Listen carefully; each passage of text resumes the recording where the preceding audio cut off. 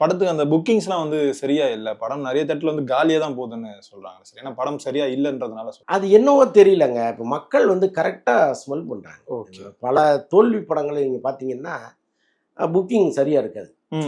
நீங்கள் பல படங்களுக்கு அது நிகழ்ந்திருக்கும். அது எப்படி மக்களுக்கு இது வந்து முன்னாடியே தெரியுதுங்கிறது எனக்கு ரொம்ப ஆச்சரியமாகவே இருக்கும். இப்போ தக்லை படத்துக்கு கூட ரிலீஸுக்கு முன்னாடி வந்து புக் மை ஷோவில் பெருசாக புக்கிங் இல்லை அப்படின்லாம் சொன்னாங்க. நீங்கள் கவனிச்சிருக்கலாம். அந்த படம் வந்த பிறகு பார்த்தீங்கன்னா மக்கள் ஏன் இந்த படத்தை வந்து முன்னாடியே யூகிச்சாங்கங்கிற மாதிரி எனக்கு ஒரு டவுட் வந்துச்சு. சில மாதிரி நிறைய படங்கள் நம்ம சொல்லிகிட்டே போகலாம். கிட்டத்தட்ட அந்த நிலைமை இந்த படத்துக்கும் இருந்துச்சு. சிவகார்த்திகேயன் வந்து அடுத்த விஜய் அப்படிங்கிற அளவுக்கு இங்கே வந்து கம்பெயின் பண்ணிட்டு இருக்காங்க. ஓரளவுக்கு மண்டைக்குள்ள திணிச்சிட்டாங்க அது.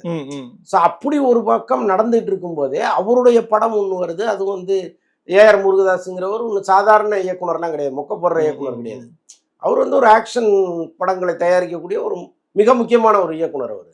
அவரும் இவரும் சேரும் பொழுது உங்களுக்கு கட்டாயமாக அதன் மீது ஒரு எதிர்பார்ப்பு கிரியேட் ஆகிட்டே இருக்குதுல்ல. அது எப்படி குறைஞ்சதுன்னு தான் நமக்கு புரியல. தமிழ்நாட்டிலே ஒரு 12 கோடி கலெக்ஷன் அப்படின்ற மாதிரி தான் சொல்றாங்க. அது உண்மையா சார்? ஆமாம், நம்ம முதல் நாள் வந்து ஒரு 13 கோடி கிட்ட கலெக்ட் ஆகிருக்கு. மறுநாள் வந்து ட்ராப் ஆகிருக்கு.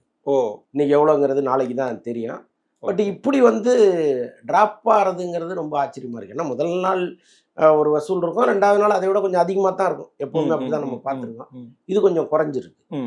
இப்போ அது கூட ரிலீஸ் ஆன படம் இருக்குல்ல சார், காந்தி கண்ணாடி, அந்த படம் வந்து பார்த்துருப்பீங்க. அந்த படம் எப்படி சார் இருந்தது? எனக்கு நிஜமாக ரொம்ப வருத்தமாக இருந்துச்சு அந்த படம் பார்த்துட்டு. ஏன்னா இப்போ பாலா மாதிரி ஒருவர் ஒரு மிகப்பெரிய இடத்தை நோக்கி நகர்வது தான் நமக்கெல்லாம் பிடிக்கும். ஏன்னா பேசிக்கலாகவே சில நல்லவர்கள் இங்கே இருக்காங்க, அவங்கெல்லாம் ஜெயிக்கணும்னு நம்ம எப்பவுமே ஒரு பிரார்த்தனை கூட பண்ணியிருக்கோம்னு வச்சுக்கோங்களேன். இப்போ பாலாலாம் எப்படியாவது வந்துட்டாருன்னா அவர் வந்து தன்னுடைய சம்பளத்தில் 90% மக்களுக்கு கொடுப்பாரு. அப்படி ஒரு எண்ணம் எனக்கு இருக்கு. அவர் வந்து இந்த கதையை சரியா சூஸ் பண்ணலையோன்னு நான் நினைச்சேன். ஏன்னா அது பாலாவுக்கான கதை கிடையாது. பாலாஜி சக்திவேல் தான் அந்த படத்துல ஹீரோ. பாலா வந்து அப்படியே சப்போர்ட்டிங் கேரக்டரா வராரு. அப்படியே அறிமுகமாகணும். இவ்வளோ நல்ல நல்ல கதைகள்லாம் இருக்கு இங்க. அது மாதிரி ஒரு நல்ல கதையை தேர்ந்தெடுத்து அவரை சுற்றியே அந்த படம் இருக்க மாதிரி வந்திருந்ததுன்னா, ஏற்கனவே அவருக்கு இங்க ஒரு நல்ல பேர் இருக்கு. இப்போ புதுசா யாருக்குமே தெரியாத ஒருத்தர் வர்றாரு, இந்த மாதிரி ஒருத்தரோட சப்போர்ட்டிங் கேரக்டரா வர்றாருன்னா ஒன்றும் தப்பு இல்லை. பாலாவை எல்லாருக்குமே தெரியும், கிராமம் வரைக்கும் இன்னைக்கு அவர் தெரிஞ்சுட்டாரு. அவருக்கு அவ்வளோ பெரிய ரசிகர் கூட்டம் இருக்குங்க. அவர் படம் வந்து ஓடணும்னு பல இடங்கள்ல கோயிலில் போய் பிரார்த்தனை எல்லாம் பண்றாங்க. அதெல்லாம் நான் பார்த்தேன். இல்ல, ஆடியோ லான்ச் பெரிய அளவுல செலிப்ரேட் பண்ணாங்க. ஆமா, இண்டஸ்ட்ரியே வந்து நிறைய பேர் அவருக்கு வந்து அவங்க தார்மீக ரீதியா சப்போர்ட் பண்ணாங்க. அப்படிப்பட்ட ஒருத்தர் இண்டிவிஜுவல் ஹீரோவே வந்திருக்கலாமே, என்னத்துக்கு போய் இன்னொருத்தரோட டிராவல் ஆகணும்.